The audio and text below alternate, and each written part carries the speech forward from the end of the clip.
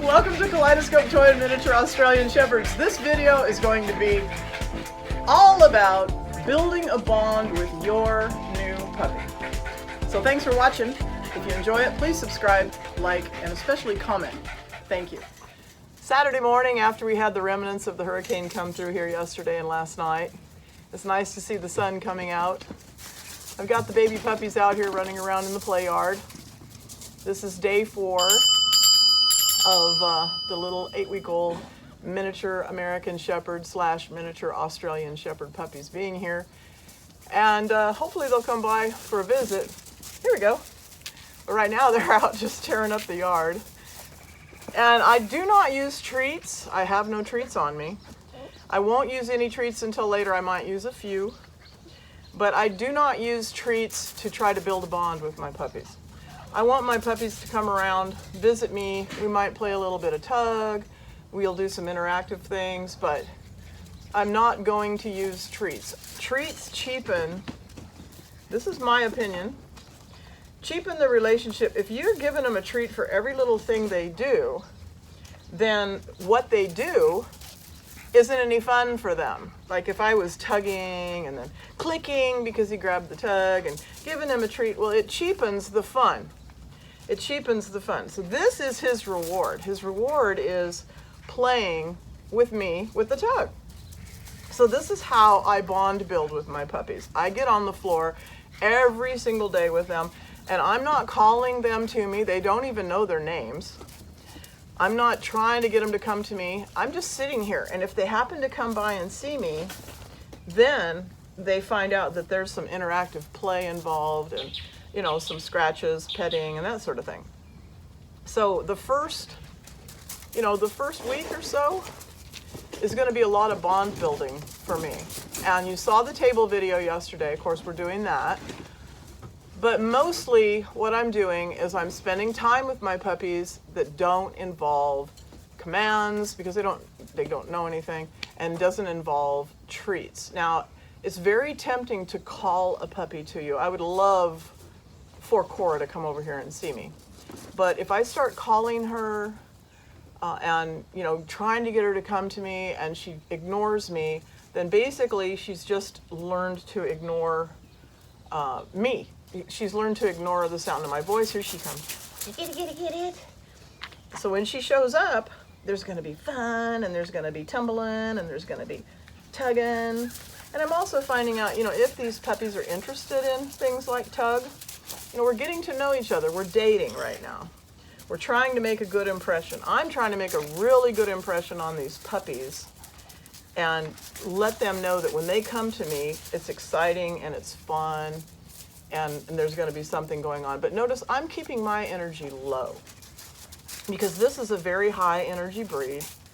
And yesterday I sat out here with them, and they did this for a solid hour. They're 8 weeks old. They did this for a solid hour until all of a sudden, one went over in the corner and laid down, and then it's time to quit. But this is a very high energy breed. If this is what they're doing at 8 weeks, think about what 12, 16 weeks is going to be like, okay? For a lot of people, it would be a nightmare unless you know how to deal with it. So my energy is low, and I'm letting them expend their energy on the tug and on each other.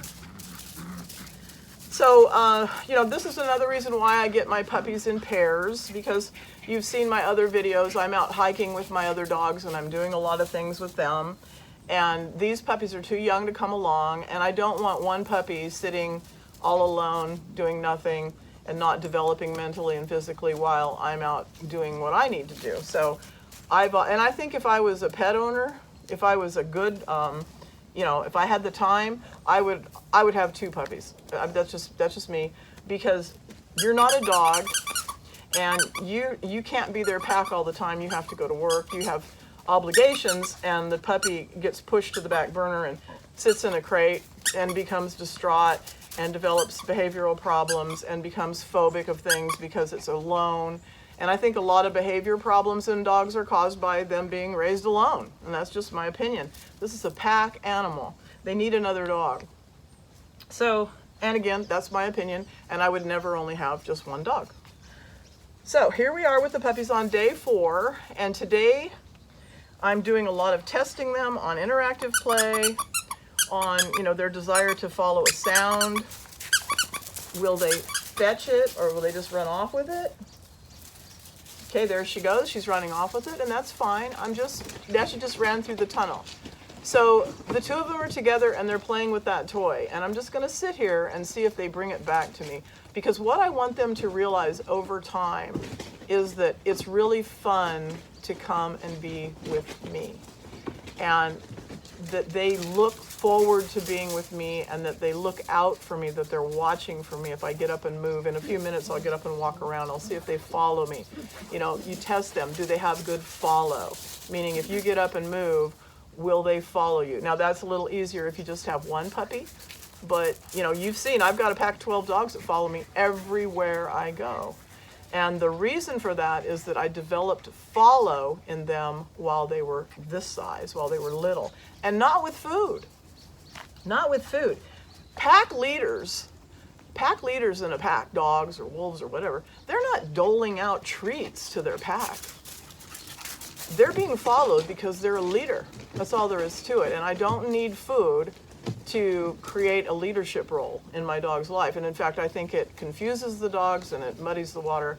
And yes, there are times and places for treats, but you don't want to be a treat dispensing machine. You don't want your dog to look at you that way, because they're not looking at you as any fun. They're looking for you to give them a treat. And what I'm doing is I'm giving them attention and play, and we're bonding right now. And there's not going to be a lot of training until we get this bond. Now, I know what you're saying. I live in an apartment and I have to take my puppy outside on a leash. I can't just let it run wild in a yard. I have to take it out to go to the bathroom. So I have to put it on a leash right now at age 8 weeks. Okay, that's fine. You're going to put the harness on it like I taught you yesterday. Now we're having a little. There we go. I'll explain that in a second. But you can put your little harness on your puppy, and you can go outside with it, carry it out there, set it down to go potty, and you're going to follow it around with a loose leash. You're never going to pull on it. Just follow it around on the grass till it goes potty, and then take it back in the apartment until we can get it trained. So there are ways to use a leash without the dog really knowing that the leash is being used, and that is to keep the leash slack and follow the puppy until we start the leash training. Because you never do I ever let my dog's leash get tight. I'm telling you, never. Except for unless I'm doing pressure and release, and if you go back and watch my table training videos from last year, you'll see pressure and release. But I will be doing some of that with these puppies, but I'm not going to do it yet because they just got here 4 days ago. And that's why I'm not running around socializing them and having every neighbor come over and taking them over here and taking them over there. They are socializing right now to me and to my environment. And nobody's going to meet these puppies for at least another week. Nobody. Just me and these puppies and my husband. But that's it. That's going to be it. I want them to get completely comfortable with me and my judgment before I start asking them to accept new things outside of this environment. So this is day 4 with the puppies. If you have a new puppy, you want to start play training, you want to start engaging that baby. Here's one they like. You take that, you put it under your leg and hide it like it's a little prey item. What is it? Oh, you gonna get it? You gonna get it? You gonna get it? Well, this one's not doing it. But a lot of times if you hide the toy and squeak it, they go crazy.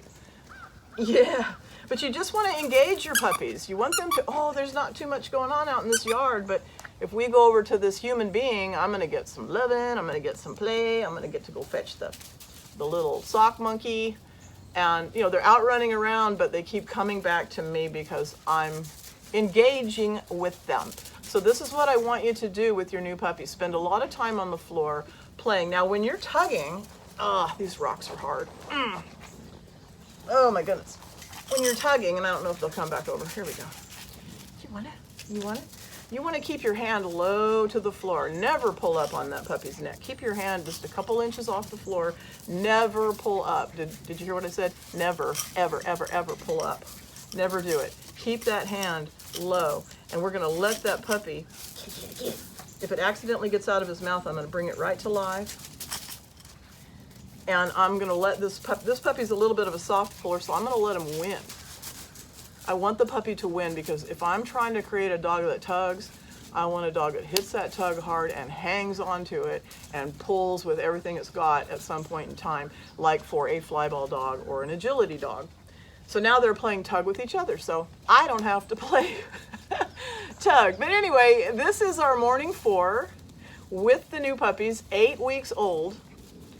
Miniature American Shepherd / miniature Australian Shepherd, same exact dog, 2 different registries. And I may do another video later today, don't know, but I just wanted to share these concepts with you and give you a starting point with your puppy. So, thanks for watching. Don't forget to like, subscribe, comment, please. I get up every morning and I go straight to the computer and I look for comments. I just absolutely love the comments. So if you'll comment, it helps me make my next video. It helps me see what people are wanting, what people need, because I'm sitting here talking to an iPhone 8. I don't have any interaction. There's nobody on the other side to talk to me. So you are there to talk to me. I would love to hear from you, and look forward to seeing that. So thank you. See you next video.